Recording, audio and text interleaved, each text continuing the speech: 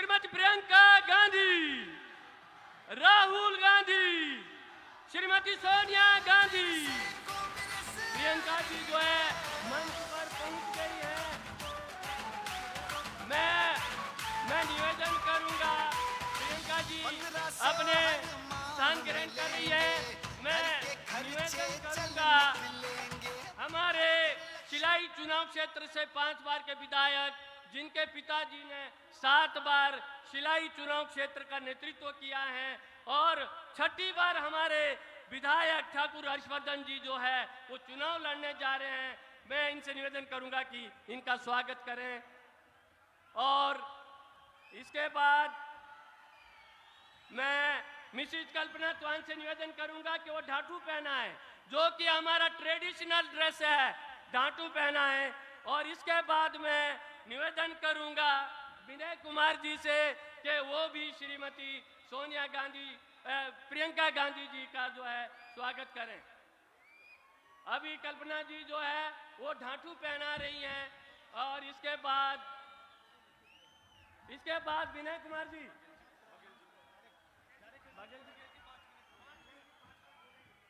और मैं इसके बाद निवेदन करूंगा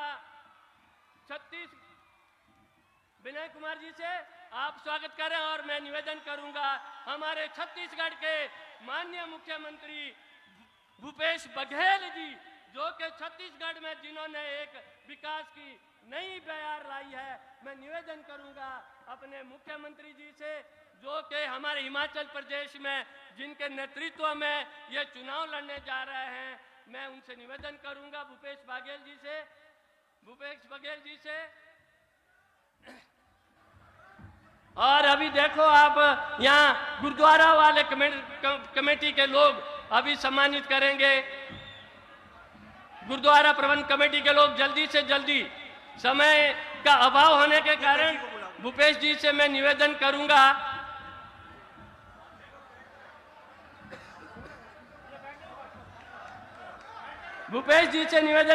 मैं छत्तीसगढ़ के हमारे माननीय मुख्यमंत्री, जो कि जिन्होंने छत्तीसगढ़ में एक नई विकास की जो है वो बयार लगाई है और जिनके नेतृत्व में हमारे प्रदेश में जो है वो चुनाव का जो घोषणा पत्र बना है, जो हमारे 10 गारंटी कार्ड बने हैं, कृपया आगे से हट जाएं। लोगों को जो है, प्रेस वालों को, प्रेस बंधुओं को जो है वहां से फोटो लेने दिए जाएं। आगे जो लोग खड़े हैं कृपया हट जाएं। भूपेश बघेल जी जिंदाबाद, भूपेश बघेल जी जिंदाबाद।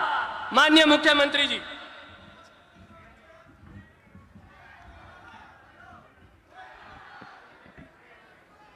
कांग्रेस पार्टी, प्रियंका गांधी जिंदाबाद, प्रियंका गांधी जिंदाबाद। सिरमौर जिला पूरी दुनिया में मशहूर है क्योंकि यहाँ पांवटा साहिब है। गुरु गोविंद सिंह जी पांवटा साहब को कई वर्षों तक अपनी कार्यस्थली के रूप में चुना और यहीं रहकर उन्होंने खालसा धर्म की स्थापना की और यहीं कई ग्रंथ की स्थापना की। मैं पांवटा साहब को प्रणाम करते हुए मंच में उपस्थित सभी हमारे कांग्रेस के नेताओं का अभिनंदन करते हुए, आप सबको पता है कि आज चुनाव का आखिरी दिन और आखिरी सभा, और इसको संबोधित करने के लिए प्रियंका जी आपके बीच में आई हुई हैं। यह भी आपको जानकारी है कि शिमला में मौसम खराब था, बारिश हो रही थी और जहां हेलीपैड है वहां ओले गिर रहे थे, फिर भी आप सबका प्यार है वो प्रियंका जी को यहां ले आई। एक बार जोरदार प्रियंका गांधी। आदरणीय साथियों, आप सब ने अब मतदान करने के लिए मन बना लिया है। चंद घंटे बाकी हैं और आप सब ने जिस प्रकार से उत्साह और जिस प्रकार से एकजुटता और जिस प्रकार से हिमाचल की जनता ने प्रियंका जी को प्यार दिया है, कि पांवटा साहिब सहित आप पूरे प्रदेश में, हिमाचल प्रदेश में कांग्रेस का परचम लहराएगा, परिवर्तन अवश्य होगा। ये मैं आप सबसे कहना चाहता हूं। आदरणीय साथियों, 5 साल आपने भारतीय जनता पार्टी और ठाकुर साहब को आपने मुख्यमंत्री के रूप में दिया। बहुत कुछ दिया है आपको। दिया है कि नहीं दिया है? नहीं दिया है? दिया है, बहुत कुछ दिया है। क्यों? महंगाई आपको नहीं दी? 100 रुपया पेट्रोल नहीं हुआ? 400 का रसोई गैस 1100 नहीं हुआ? बेरोजगारी आपको नहीं दी? महंगाई आपको नहीं दी? तो आप कह रहे थे कि कुछ नहीं दिया। बहुत कुछ दिया है। महंगाई, बेरोजगारी, ये सब उन्होंने दिया है। अब उसे लौटाने का, ब्याज सहित लौटाने का समय आ गया है। जो आपका काम न करे, किसानों को, बागबानों को, खेती की उपज की कीमत न दे, उससे बदला चुकाने का अवसर आया है।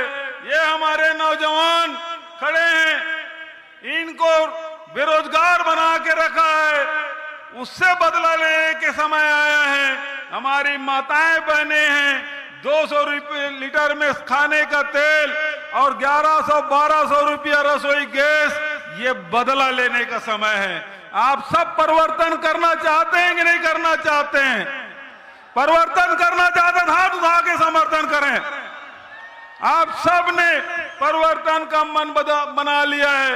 माताएं बहनें बैठी हैं, बड़ी संख्या में आई हैं। मैं केवल आपसे एक सवाल पूछना चाहता हूं। आप भोजन पकाती हैं, रोटी बनाती हैं और नहीं पलटते तो क्या होता है? रोटी यदि आप तवा से न पलटे, तवा में न पलटे तो क्या हो जाता है? रोटी जल जाती है। तो यदि रोटी नहीं पलटे तो जल जाएगी। और इसीलिए जयराम ठाकुर को जयराम जी की कहते हुए आप सबको परिवर्तन लाना है, रोटी पलटने का काम आपको करना है। ये मैं आपसे कहना चाहता हूं। अभी कांग्रेस पार्टी ने घोषणा पत्र जारी किया और ये आपसे वादा किया है कि हमारी सरकार बनेगी तो 10 दिन के भीतर में ओपीएस लागू किया जाएगा। और प्रियंका जी कहती हैं कि पहले ही कैबिनेट में ओपीएस लाया जाएगा। 1 लाख लोगों को नौकरी दी जाएगी। 3000 यूनिट तक के बिजली बिल माफ, 300 यूनिट तक की बिजली बिल हर महीने माफ किया जाएगा। मुफ्त में बिजली मिलेगी 300 यूनिट तक के। 1500 रुपया हर महीने महिलाओं को दिया जाएगा। खेती किसानी, जो बागबान है, किसान है, उसके उपज की कीमत आप तय करेंगे। ये उनके उद्योगपति मित्र तय नहीं करेंगे। जब मेहनत आप करते हैं, उत्पादन आप करते हैं, तो रेट तय करने का भी अधिकार आपको मिलना चाहिए। ये कांग्रेस पार्टी आपको अधिकार देगी। गोबर भी खरीदेगी और दूध भी। तो इस प्रकार से आय बढ़ाने का काम कांग्रेस की सरकार करेगी। मैं आपके और प्रियंका जी के बीच में ज्यादा देर न रहते हुए आपसे केवल इतना गुजारिश, आप बड़ी संख्या में आए हैं, परिवर्तन का मन बना लिए हैं। मैं आप सबको प्रणाम करता हूं, आप सबको नमन करता हूं और आपसे गुजारिश करता हूं, एक बार जोरदार जयकारा मेरे साथ लगाएं। कांग्रेस पार्टी, सोनिया गांधी, राहुल गांधी, मल्लिकार्जुन खड़गे। अब दोनों हाथ उठा के ताली बजाते हुए मैं आप सबसे निवेदन करूंगा, प्रियंका गांधी जिंदाबाद, प्रियंका गांधी जिंदाबाद, प्रियंका गांधी जिंदाबाद। और ताली तब तक बजती रहनी चाहिए जब तक प्रियंका जी आपको संबोधित करने ना आ जाए। ताली बजती रहनी चाहिए। प्रियंका गांधी।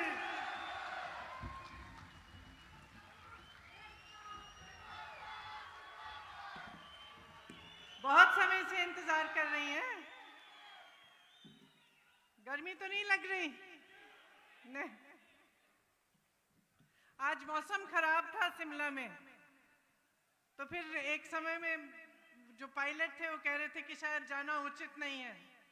बघेल जी ने कहा कि नहीं नहीं, किसी भी हालत में हमें जाना है। और मुझे आपकी फोटो दिखाई किसी ने कि आप सब यहाँ इंतजार कर रहे हैं, तो मैंने कहा कि हमें किसी भी हालत में कोशिश करनी चाहिए और आपके पास पहुँचना चाहिए। मैं आपकी बहुत बहुत आभारी हूँ कि आप आज यहाँ आए हैं मेरी बातों को सुनने के लिए। श्री भूपेश बघेल जी, श्री प्रीतम सिंह जी, श्री अजय बहादुर सिंह जी, श्री हर्षवर्धन सिंह चौहान जी, श्री विनय कुमार जी, श्री किरनेश जंग जी, श्री अजय सोलंकी जी, श्री आनंद परमार जी, श्री आशिक मोहम्मद जी, आप सबका, कांग्रेस के तमाम कार्यकर्तागण, नेतागण, आप सबका और भाइयों और बहनों आपका भी इस सभा में बहुत बहुत स्वागत। ये माता रेणुका जी की धरती है, भगवान परशुराम जी की धरती है, माता भंगाइनी की धरती है। इस धरती से असत्य के खिलाफ सत्य की आवाज हमेशा उठी है। माता भंगाइनी साम दाम दंत भेद को पराजित करने वाली देवी थी। माता के आशीर्वाद से यही खासियत पूरे हिमाचल के लोगों की है। आज सिरमौर की जनता द्वारा मैं पूरे हिमाचल को संबोधित करना चाहती हूं, आपसे अपील करना चाहती हूं। चुनाव का आखिरी दिन है, 12 तारीख को आप वोट डालने जाएंगे। आपके पास, आपके सामने एक बड़ी चुनौती है। क्या चुनने जा रहे हैं? अपने आप से पूछिए। क्या सिर्फ आप 2 राजनीतिक दलों के बीच में चुनाव करने जा रहे हैं कि हम इनको चुनेंगे या उनको चुनेंगे, या आप अपने भविष्य के लिए अपना वोट डालने जा रहे हैं? जरा इस बात को आप ठीक से समझिए, क्योंकि इस मंच पर खड़े होकर आपसे कोई भी कुछ भी कह सकता है। आज मैं खड़ी हूं, मैं तमाम वादे कर सकती हूं, कोई और आएगा वो भी कर सकता है। आजकल की राजनीति बहुत बदल चुकी है। एक समय में जब मेरी दादी जी इंदिरा जी होती थी, मेरे पिताजी होते थे, तो एक अलग राजनीति थी। यहाँ पे जो बुजुर्ग बैठे हैं, शायद जब घर पे बैठकर आप चर्चा करते हैं तो आप यही बात करते होंगे कि दुनिया कितनी बदल गई है, राजनीति कितनी बदल गई है और कैसे बदली है। इस पर मैं 2 मिनट आपका समय लेना चाहती हूँ। देखिए, हमारे देश की जो राजनीति है उसका आधार कहाँ से बना, कहाँ से उसकी शुरुआत हुई, ये समझना बहुत जरूरी है। स्वतंत्रता संग्राम में जब महात्मा गांधी जी ने सत्य की बात की तो एक आध्यात्मिक आधार दिया इस देश की राजनीति को, और हमें गर्व होना चाहिए कि किसी और देश की राजनीति में इस तरह का आधार नहीं था। कोई ऐसा आंदोलन नहीं था उस समय जो सत्य के आधार पर लड़ा गया, अहिंसा के आधार पर लड़ा गया। वही हमारी राजनीति की नींव है। लेकिन आज क्या देखते हैं हम? आज हम देखते हैं कि पैसों का बोलबाला है, झूठ का बोलबाला है। आज आपके सामने खड़े होकर नेता कुछ भी बोल सकता है, कल उसकी अकाउंटेबिलिटी कुछ नहीं रही, उसकी जिम्मेदारी कुछ नहीं रही। कभी कहते हैं कि आपके लिए बिजली मुफ्त दिलवाएंगे, पेयजल मुफ्त दिलवाएंगे, और फिर 5 साल बाद आपको पता चलता है कि कुछ नहीं हुआ। तो एक माहौल बन गया है, मीडियाबाजी बहुत होती है। आप टीवी चलाते हैं, इश्तिहार देखते हैं तो ऐसे लगता है कि तमाम काम हो चुके हैं आपके प्रदेश में, लेकिन असलियत कुछ और है। तो आज आपके सामने खड़े हुए मैं आपसे ये आग्रह करना चाहती हूं कि आप अपने अनुभव पर, अपनी परिस्थितियों के आधार पर अपना वोट दें। क्योंकि ये वोट आपका है।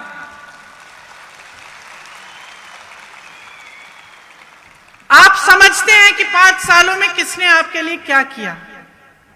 भाजपा के बड़े बड़े नेता यहां आए, हिमाचल में मैं देख रही थी कुछ दिनों पहले, उन्होंने कहा कि कांग्रेस आपको स्थिर सरकार दे ही नहीं सकती। आजादी से लेकर अब तक सबसे स्थिर सरकारें किसने दी हैं? और इस देश में अस्थिरता किसने फैलाई है? सरकारों को गिराने वाले कौन हैं? बनी बनाई सरकार, जनता द्वारा चुनी गई सरकार, और पैसों से विधायकों को खरीद कर उसको गिराने वाले कौन हैं? तो सच्चाई क्या है? सच्चाई आपके सामने है। इस प्रदेश को जब बनाया गया तो सबने इंदिरा जी से कहा यह प्रदेश चल नहीं पाएगा। इंदिरा जी ने आपके भरोसे इस प्रदेश को बनाया। यहां जो बुजुर्ग बैठे हैं उन्होंने ये प्रदेश बनाया, यहां के कर्मचारियों ने ये प्रदेश बनाया, यहां के नौजवानों ने ये प्रदेश बनाया। और पूरा भारत देश आज देखता है कि अगर सबसे शिक्षित नौजवान है तो हिमाचल के हैं, सबसे सक्षम है तो हिमाचल के हैं, सबसे जागरूक जनता हिमाचल की है। तो इस जागरूकता को आप कभी मत बुझाइए। इसे जीवित रखना आपकी सबसे बड़ी जिम्मेदारी है। पिछले 5 सालों की स्थिति देखिए। हिमाचल प्रदेश 70,000 करोड़ के कर्ज में है, 70,000 करोड़ के कर्ज में है। यहां की 30 लाख नौजवान की आबादी है। तमाम नौजवान पढ़े लिखे हैं। आपने मेहनत की, अपने बच्चों को पढ़ाया लिखाया कि उनका भविष्य बने। ऐसे 30 लाख बच्चे आज हिमाचल प्रदेश में हैं, जिसमें से 15 लाख बेरोजगार पड़े हैं। यहां कितने नौजवान हैं? हाथ उठाइए। अब पिछले 5 सालों में जिसको नौकरी मिली है वो हाथ खड़ा रखे, बाकी नीचे करिए। नहीं मिली ना, नौकरी नहीं मिली। अब आपको बताया जाता है, भाजपा के मेरे ख्याल से मुख्यमंत्री जी ने खुद कहा कि ये जो कांग्रेस वाले कह रहे हैं ये करना संभव ही नहीं है, नौकरी दिलवाना संभव ही नहीं है। लेकिन 63,000 रोजगार, 63,000 सरकारी पद खाली पड़े हैं, 5 सालों से खाली पड़े हैं, और यहां हजारों नौजवान बेरोजगार हैं। पूछिए क्यों? क्योंकि नीयत सही नहीं है। ओपीएस की बात करते हैं, हम किस आधार पे कह रहे हैं कि हम आपको ओपीएस दिलवाएंगे? ये चुनावी जुमला नहीं है। यहां छत्तीसगढ़ के मुख्यमंत्री जी बैठे हैं, बघेल जी। छत्तीसगढ़ में आज ओपीएस लागू है, राजस्थान में लागू है। भाजपा के नेता, बड़े से बड़े नेता कहते हैं कि अर्थव्यवस्था में पैसे ही नहीं है इसके लिए। तो फिर मैं उनसे पूछती हूं कि उनके जो उद्योगपति मित्र हैं बड़े बड़े, उनके कर्ज माफ करने के लिए लाखों करोड़ रुपए कहां से आते हैं? अगर इस देश के कर्मचारी के लिए आपके पास पैसे नहीं है कि उसका जीवन सुरक्षित रहे, कि पूरी जीवन देश की सेवा करता है वो, और उसके बाद उसको पेंशन ना मिले, और आप कहते हैं उसके लिए पैसे नहीं है। लेकिन बड़े बड़े उद्योगपतियों के पास के लिए आपके पास पैसे हैं। तो मैं पूछना चाहती हूं वो पैसे कहां से आते हैं? अगर इस देश के वासियों की जेब से नहीं आ रहे हैं तो कहां से आ रहे हैं? इस सरकार ने आपकी नौकरियां छीनी है, आपका रोजगार छीना है, आपका पेंशन छीना है, महंगाई बढ़ाई है। महंगाई को घटाते थे, जब ये आए थे 5 साल पहले कहा था महंगाई घटाएंगे। आज सेब की पैकेजिंग के गत्तों पर भी जीएसटी लगा रखी है। आज आप गैस के सिलेंडर को खरीदने जाती हैं तो क्या करती हैं आप? कितना दे रही हैं आप गैस के सिलेंडर के लिए, बताइए? पहले कितना होता था 5 साल पहले? तो आपकी मदद क्यों नहीं हो रही है? क्योंकि इनकी नीयत ठीक नहीं है। तो पहचानिए। और मैं बड़ी बड़ी बातें नहीं करना चाहती, मैं सिर्फ यही कहना चाहती हूं, अपने अनुभव पर उतरिए, जो आपने देखा है उसके आधार पर वोट डालिए। इनकी बातों में गुमराह मत होइए, क्योंकि मीडिया नेता ये गुमराह करने के लिए तमाम बातें करेंगे, लेकिन अगर ध्यान से आप इनके चुनावी प्रचार को भी सुने तो आपको ये नहीं बताएंगे कि 5 सालों में इन्होंने किया क्या, कौन से अस्पताल खोले, कौन सी सुविधाएं दिलवाई, कौन से शिक्षा के संस्थान खोले, महंगाई कैसे घटाई। बोल नहीं सकते, किया नहीं। इसलिए जैसे मैंने कहा, एक आधार था हमारी राजनीति का। यशवंत परमार जी जो आपके पहले मुख्यमंत्री थे, जिनके कहने पर इंदिरा जी ने हिमाचल प्रदेश बनाया, वो इस बात को समझते थे। वीरभद्र सिंह जी जिन्होंने दिन रात एक करके हिमाचल प्रदेश को आगे बढ़ाया, वो इस बात को समझते थे, दिल पे लिए हुए थे इस बात को। इसीलिए गांव-गांव में छोटे छोटे अस्पताल बने, पीएचसी बने, इसीलिए शिक्षा के बड़े बड़े केंद्र बने, IIIT बना, IIT बना, मेडिकल कॉलेजेस बने। ये सब काम किसने करवाया और क्यों करवाया? क्योंकि वो जानते थे कि जब हिमाचल प्रदेश की जनता आगे बढ़ेगी तभी हम आगे बढ़ेंगे। क्योंकि एक मानसिकता थी, और वो मानसिकता मैं कहना चाहती हूं आज भी कांग्रेस पार्टी के नेताओं में है। आज भी हम जानते हैं कि आपने हमें खड़ा किया है इस मंच पर, आपने खड़ा किया है, आपने बनाया है। जब आप यहां से मैं आ रही थी हेलीपैड से, आप सब वहां खड़े थे रास्ते पे, इतने प्रेम से मुझसे मिले। मैं आपके चेहरे पे देख सकती हूं कि आप मुझसे प्रेम करते हैं। क्यों करते हैं? मुझसे मिले तो नहीं है, पहली बार देख रहे हैं। क्यों करते हैं? क्योंकि मेरी दादी जी ने आपके साथ एक रिश्ता जोड़ा। उस रिश्ते को आज मैं निभा रही हूं। क्या रिश्ता था? प्रेम का रिश्ता था, सेवा समर्पण का रिश्ता था। आपका इतना सुंदर प्रदेश है, मैं भी एक तरह से यहीं की निवासी हूं, और पेंशन मिले ना मिले रिटायर तो मैं यहीं होंगी।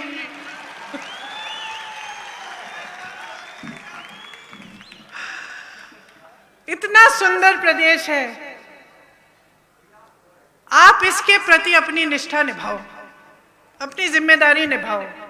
ये जो नौजवान लड़कियां बैठी हैं जिनको आपने पढ़ाया लिखाया है, जो नौजवान यहाँ खड़े हैं जिनके पास रोजगार नहीं है, इनके प्रति एक जिम्मेदारी बनती है आपकी, हमारी तो है ही, हमारा कर्तव्य है। लेकिन आपकी सबसे बड़ी जिम्मेदारी है कि आज जो फैसला आप लेने जा रहे हैं उसे सोच समझ के लीजिए। भरोसा बातों पे मत करिए, काम पे करिए। काम देखिए आपके लिए किसने किया, और कौन बड़ी बड़ी बातें करता है लेकिन काम नहीं करके दिखाता। ये बात आप समझ जाएंगे तो आप अपने भविष्य को मजबूत बना पाएंगे। कांग्रेस पार्टी आज क्या कह रही है और किस आधार पर कह रही है ये भी बताऊंगी मैं। हम कह रहे हैं कि महिलाओं को हम 1500 रुपए हर माह देंगे। क्यों? क्योंकि हम समझते हैं कि आप पर क्या बोझ है, पूरा समाज का बोझ उठाती हैं आप। आज यहाँ बैठी हैं धूप में, 2-3 घंटे आपके हो गए, घर जाके खाना आप पकाएंगी, सबकी परवरिश आप करेंगी, काम है नौकरी है तो वो भी करेंगी। ये नहीं है कि नौकरी करके घर आकर आप आराम कर सकती हैं, सब आराम करेंगे लेकिन आप उनकी देखभाल करेंगे। ये बहुत बड़ा बोझ है। और किस सहनशीलता, किस शक्ति से हमारी माताएं, बहनें, बेटियां इसको संभालती हैं। पूरे देश का जो भविष्य है आपके हाथों में है, लेकिन आपकी मदद कोई नहीं करता। कोई ये नहीं सोचता कि अगर थोड़ा सा पैसा हर महीने आपके खाते में चले जाए तो आपको सुविधा होगी। कोई आपको सशक्त नहीं बनाना चाहता। जब आपकी बात होती है तो कहते हैं हम सिलेंडर दे देंगे, एक मिल गया, उसके बाद मिले ना मिले हमारा प्रॉब्लम नहीं है। कोई ये नहीं नहीं कहता कि अपने पैरों पे खड़े होने के लिए हम आपकी मदद करेंगे। कोई ये नहीं कहता कि आपके लिए हम खास रोजगार बनवाएंगे। कोई ये नहीं कहता कि हम खास महिलाओं को शिक्षित करेंगे, क्योंकि हमारा देश उनका है। कांग्रेस पार्टी ये कह रही है, कांग्रेस पार्टी कह रही है कि जब पहली मीटिंग होगी नई सरकार की मंत्रिमंडल की, तब उसी दिन निर्णय लिया जाएगा कि आपको 1 लाख रोजगार दिए जाएंगे। किसको? ये तमाम नौजवान सेना जो यहां पे खड़ी है, आपको, ये आपका हक है। कोई आपको दान नहीं दे रहा है, ये आपका हक है, इस हक को मांगो। हम ये भी कह रहे हैं कि पहली कैबिनेट की मीटिंग में ओपीएस पर निर्णय होगा, आपको ओपीएस मिलेगा, ये आपका हक है। आपने पूरे जीवन काम किया है इस देश के लिए। हिमाचल प्रदेश को अगर किसी ने बनाया तो हिमाचल के कर्मचारियों ने बनाया है। सबसे ज्यादा कर्मचारी इस देश में यही है, इस प्रदेश में। आपका सम्मान होना चाहिए, आपका आदर होना चाहिए। पैसे कहीं से भी निकालने पड़े, उनको निकाला जाना चाहिए आपके पेंशन के लिए। काटे बड़े बड़े उद्योगपतियों के कर्ज को।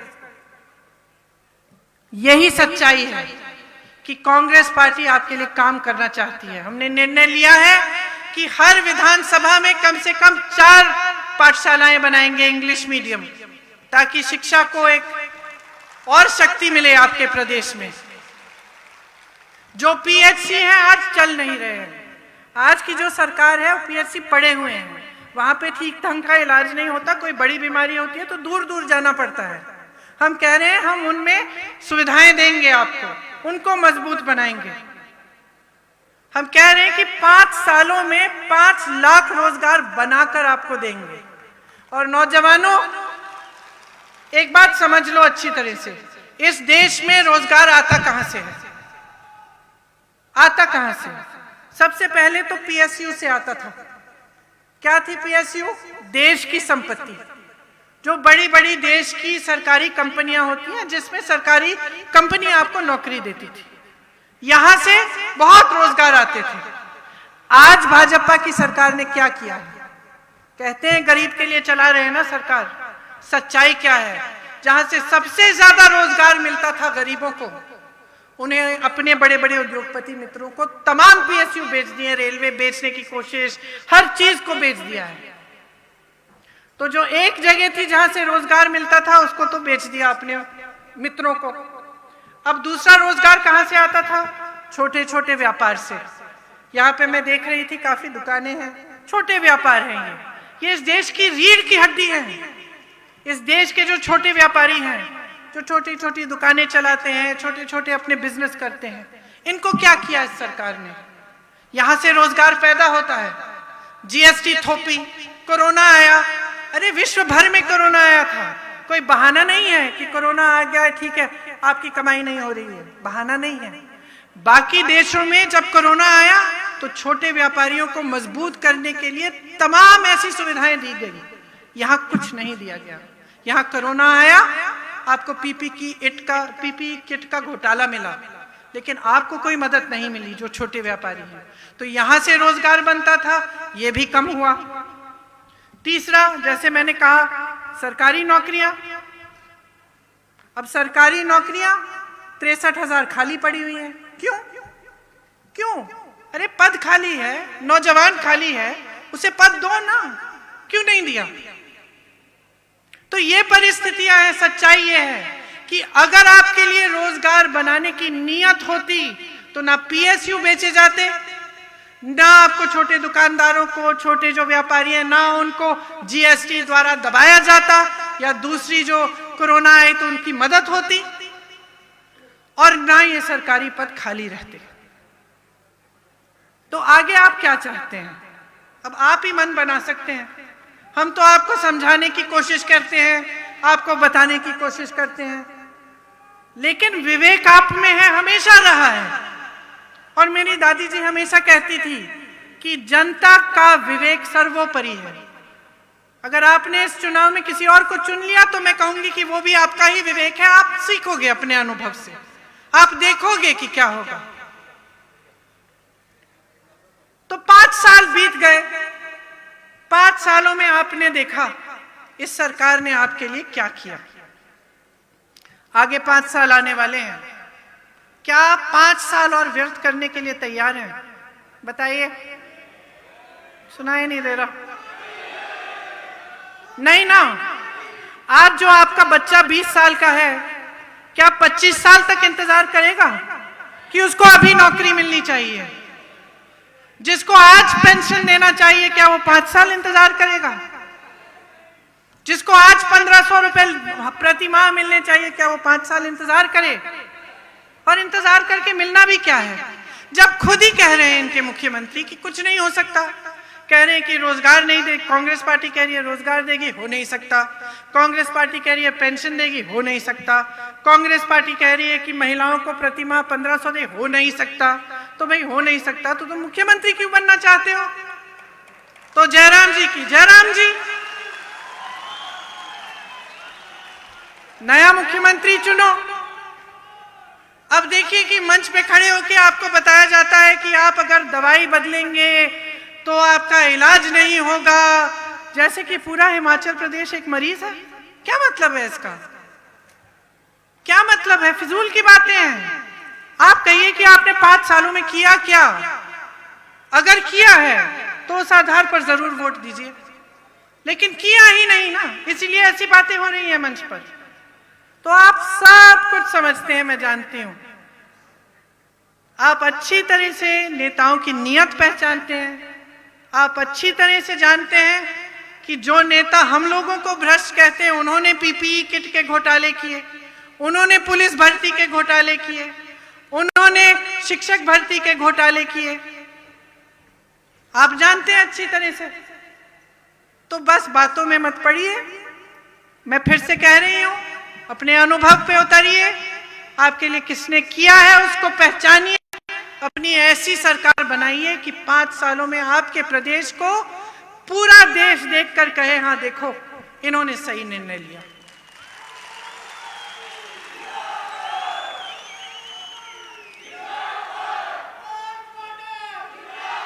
भारत माता की, भारत माता की, भारत माता की। किसकी है ये भारत माता? जोर से बोलो, किसकी है? किसका है ये हिमाचल प्रदेश? किसने बनाया ये हिमाचल प्रदेश? इसकी रखवाली करो। इस प्रदेश की, इस देश की रखवाली करो। आपकी जिम्मेदारी है, हमारी जिम्मेदारी है। मेरे परिवार के सदस्यों ने जान दिया इस देश के लिए, और मैं जानती हूं कि हिमाचल प्रदेश के परिवार, हजारों परिवार हैं जिनके बच्चों ने भी कुर्बानी दी है इस देश के लिए। मैं जानती हूं। मैं जानती हूं कि सरहद पे आप अपने बच्चों को भेजते हैं। हिमाचल प्रदेश के तमाम नौजवान आज सरहद पे खड़े हुए हैं। तो ये हमारी जिम्मेदारी है उनके प्रति, आने वाली पीढ़ी के प्रति और अपने देश के प्रति। मैं जानती हूं आपने बहुत ध्यान से मेरी बातें सुनी। आशा है कि आपके दिल में मेरी बात उतरी है और आप सोच समझकर अपना वोट देंगे, अपने आप को मजबूत बनाएंगे, अपने बच्चों के भविष्य को मजबूत बनाएंगे। जय हिंद, जय हिमाचल। बहुत बहुत धन्यवाद।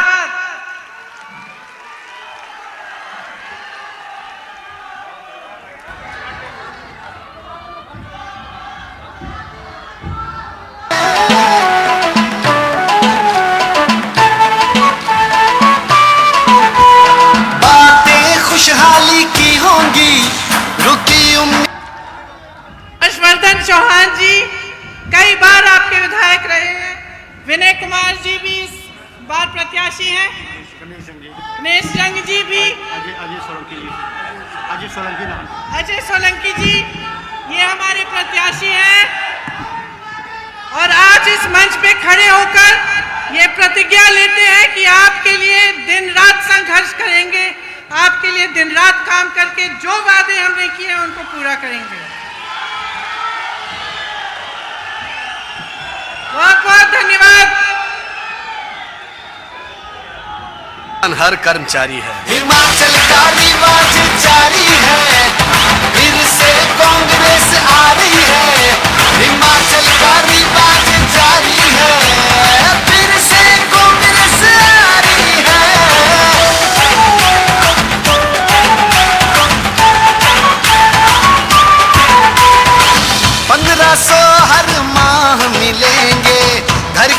खर्चे चल निकलेंगे, हर घर लक्ष्मी जी आए।